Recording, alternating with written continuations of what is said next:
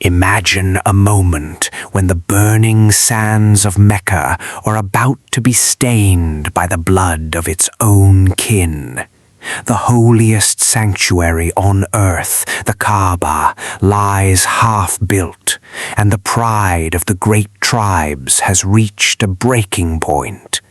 A dispute over a single stone, the sacred black stone, has brought the entire city to the brink of a catastrophic civil war. Tribal chiefs, once allies, now stand with their hands on their swords, ready to unleash a slaughter that would erase generations.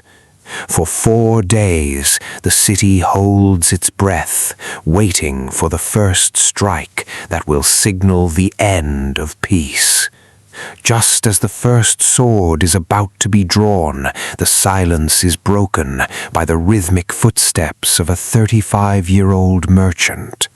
He is not a king, nor a warlord, but he carries a weight of authority that the strongest warriors lack.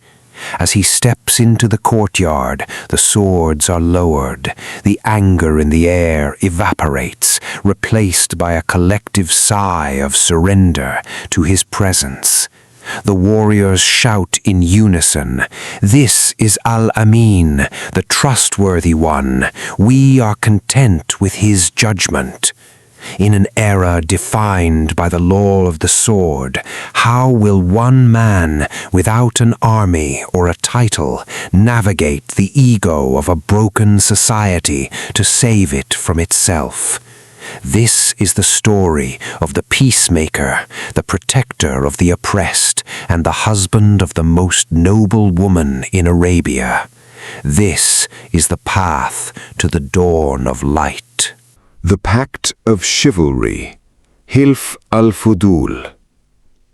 The landscape of pre-Islamic Mecca was a theater of extreme contradictions. It was the sacred sanctuary of the Kaaba, yet it was ruled by the ruthless laws of tribalism, where might made right, and the weak were routinely swallowed by the powerful. The society had recently emerged from the devastating sacrilegious war, Harb al-Fijar, a brutal conflict that had violated the sanctity of the sacred months and left a dark stain on the collective conscience of the Quraysh. Bloodshed had become normalized, and the moral fabric of the city was tearing at the seams. If a man belonged to a powerful tribe, his voice was the law. But if a stranger, an orphan, or a traveler entered Mecca without tribal protection, they were easy prey for the corrupt elites who controlled the city's trade and wealth. It was against this backdrop of unchecked arrogance that a defining incident occurred. A traveling merchant from Zabid, a town in Yemen, arrived in Mecca with a caravan of valuable goods. Hoping to trade in the peaceful sanctuary of the Kaaba, he sold his merchandise to a prominent and powerful Meccan chief named Al-As ibn Wa'il. However, once the goods were delivered, the Meccan chief flatly refused to pay the agreed price. Knowing that the merchant was a foreigner, with no tribe, no allies, and no power in Mecca, Al-As ibn Wa'il dismissed him with arrogant contempt. The Yemeni merchant ran from one powerful leader to another, begging for help to recover his stolen wealth, but the chiefs of Quraysh turned an eye blind. None of them wanted to risk a conflict with the influential Al-As ibn Wa'il over a foreign stranger. The doors of justice slammed shut in the merchant's face. Driven by desperation and a burning sense of injustice, the merchant took a bold and unprecedented step. As the sun began to rise over Mecca, painting the desert sky in hues of orange and gold, he climbed to the summit of Mount Abu Qubais, the mountain that directly overlooked the Kaaba.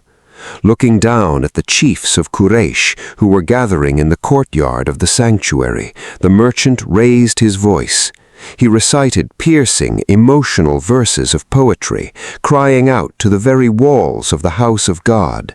He shamed the men of Mecca, challenging their honor and demanding to know how the custodians of the sacred sanctuary could allow a traveler to be robbed in the shadow of the Kaaba. His voice echoed through the valley, striking the hearts of those who still possessed a shred of moral integrity. His desperate plea was not ignored. Az-Zubair ibn Abd al-Muttalib, the uncle of the Prophet, was deeply moved by the merchant's cry. He stood up and declared that such a disgraceful act could not be allowed to pass. The conscience of the noble-hearted was awakened.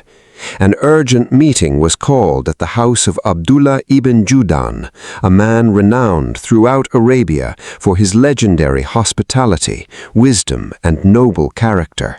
The leaders of several prominent clans, including Banu Hashim, Banu Muttalib, Banu Asad, Banu Zuhra, and Banu Taim, gathered around his hearth.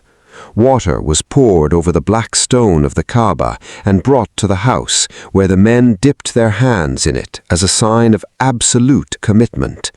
In that dimly lit room, they forged a historic alliance known as Hilf al-Fudul, the Pact of Chivalry. They took a solemn, unbreakable oath. By God, they would stand united as one force with any oppressed person in Mecca, whether a resident or a foreigner, a free man or a slave, against their oppressor, until justice was restored and the usurped rights were returned. They marched together to Al-As ibn Wa'il, forcing the arrogant chief to return the merchant's wealth down to the last coin. Among the men sitting in the house of Ibn Judan, witnessing this profound restoration of justice, was a young man in his early 20s, Muhammad. Long before the first words of divine revelation would echo in the cave of Hira, his heart was already perfectly aligned with the defense of the weak. Decades later, as the messenger of God, he would look back on this moment with immense pride, saying, "I witnessed a pact of justice in the house of Abdullah ibn Judan. It was more beloved to me than a herd of precious red camels, and if I were called to it now in the time of Islam, I would respond." This pact proved that the light of Arabia was already shining, preparing to build a global message not on the foundation of tribal power, but on the unbreakable pillars of absolute justice and human dignity. The trade journey to Syria. As Muhammad transitioned into adulthood, his reputation as Al-Amin, the trustworthy, and Al-Sadiq, the truthful, became legendary across the valleys of Mecca, reaching the ears of Khadija bint Khuwailid. Khadija, R.A., was a woman of immense wealth, nobility, and flawless character, widely respected as At-Tahira, the pure one, for her conduct in a society often marred by moral decay. As a successful businesswoman, she frequently hired men to transport her vast merchandise through the dangerous and lucrative trade routes to foreign lands. Hearing of the exceptional integrity and unmatched honesty of the young Muhammad sallallahu alaihi wasallam, she offered him double the standard wages to lead her trade caravan to the markets of Syria, placing her trust in him alongside her experienced servant Maysara. The journey across the blistering, expansive deserts was arduous, yet it became a transformative experience for everyone involved. Throughout the trek, Maysara closely observed Muhammad, witnessing extraordinary events that defied standard human explanation. He noted with awe how a dense, miraculous cloud appeared to consistently follow the caravan, providing the young leader with constant, cooling shade from the scorching Arabian sun. Beyond these supernatural signs, Maysara was deeply moved by Muhammad's fundamental character. He observed the young man treating all laborers with profound compassion and kindness, a rarity in the harsh environment of that era. Furthermore, he noticed that Muhammad strictly abstained from all forms of pagan rituals and refused to swear by the idols of Mecca during his business negotiations, maintaining a standard of purity that set him apart from all other merchants. The trading venture in the markets of Bosra proved to be incredibly successful, generating profits that far exceeded any of Khadija's previous expeditions. Upon returning to Mecca, Maysara did not merely report the financial success of the trip. He spoke with fervor about the barakah, divine blessing, that seemed to envelop Muhammad sallallahu alaihi wasallam. He explained to Khadija, R.A., that he had not merely traveled with a brilliant merchant, but with a soul of such noble character and spiritual depth that it was unlike anyone he had ever encountered in his life. A noble union, the marriage to Khadija radiallahu anha. Upon returning to Mecca, Maysara presented a vivid account of the journey to Khadija radiallahu anha, highlighting the young man's noble character, his gentle manners, and the extraordinary signs he had witnessed on the route. Khadija, a woman of great discernment, who had previously turned down marriage proposals from the wealthiest and most powerful chieftains of Quraysh, found her heart deeply moved by the young man's pristine integrity and spiritual depth. Recognizing a unique nobility in him, she chose to entrust her close friend Nafisa with a subtle yet purposeful marriage proposal to Muhammad sallallahu alaihi wasallam.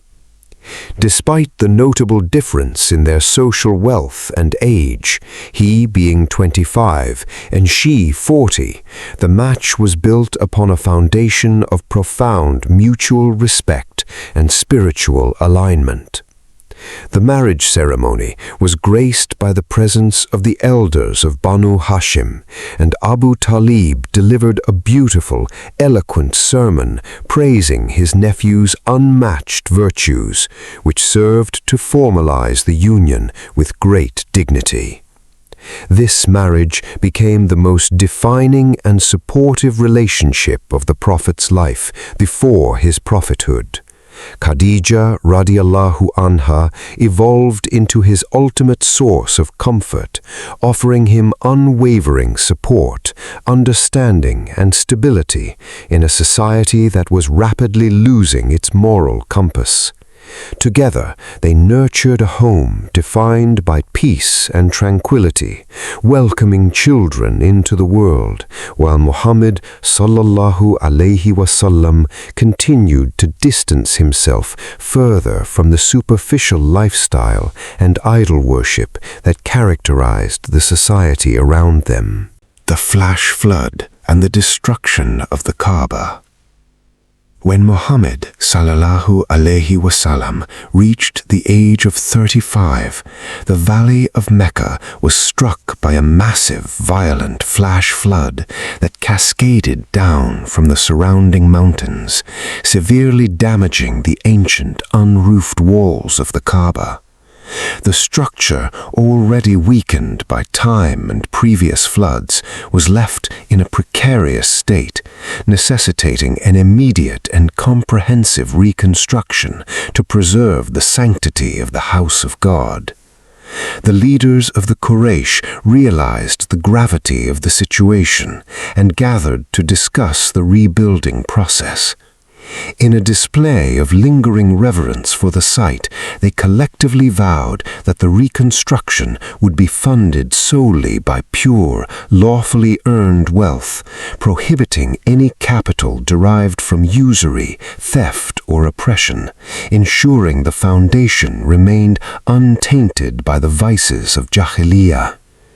As the work commenced, the tribal unity remained intact and the heavy physical labor began. Muhammad and his uncle Abbas actively participated in the reconstruction, personally shouldering heavy stones and debris from the site. The progress was steady and systematic as the tribes worked together to dismantle the crumbling sections and raise the walls anew. This period of labor underscored Muhammad's commitment to the community and his physical involvement in the protection of the sacred heritage, even before his divine mission commenced. However, the harmony proved fragile. As the construction neared the critical height where the Hajar al-Aswad, the sacred black stone, needed to be reinstalled into the wall, the spirit of cooperation abruptly collapsed. The prestige associated with placing the stone was so immense that every tribal clan demanded the exclusive honor of performing the task. Pride, which had been set aside during the labor, surged to the forefront, turning a holy endeavor into a volatile confrontation. For 4 tense days, the construction halted entirely. Tents were pitched around the sanctuary, swords were unsheathed, and a basin filled with blood was prepared as the tribes swore oaths of death to defend their claim to the honor, bringing the sacred precinct to the terrifying brink of a bloody civil war. The brilliant arbitration. As the city of Mecca teetered on the precipice of a devastating civil war, the tribal leaders remained locked in a dangerous stalemate over who would have the honor of placing the black stone. The tension was palpable, swords were drawn, and the air in the sacred precinct was thick with the threat of bloodshed. Realizing that the situation had reached a point of no return, Abu Umayyah, the oldest and most respected man among the Quraysh, intervened to propose a solution to de-escalate the volatile standoff. He raised his voice above the chaos and suggested, "Let the first man who enters the gate of the sanctuary tomorrow morning be our arbitrator." The rival tribes, desperate for a way to resolve the dispute without further violence, unanimously agreed to this proposal and waited in anxious anticipation for the following dawn. As the sun began to rise, all eyes remained fixed on the entrance of the sanctuary. The first individual to step through the gate was Muhammad, peace be upon him. Upon seeing him, a collective sigh of relief and profound recognition rippled through the courtyard as the people exclaimed, "This is Al-Amin, the trustworthy. We are satisfied with his judgment." Approaching the scene with characteristic calm and wisdom, Muhammad did not choose to favor his own tribe, nor did he humiliate any of the other contending factions. Instead, he requested that a large, high-quality cloak be brought to him.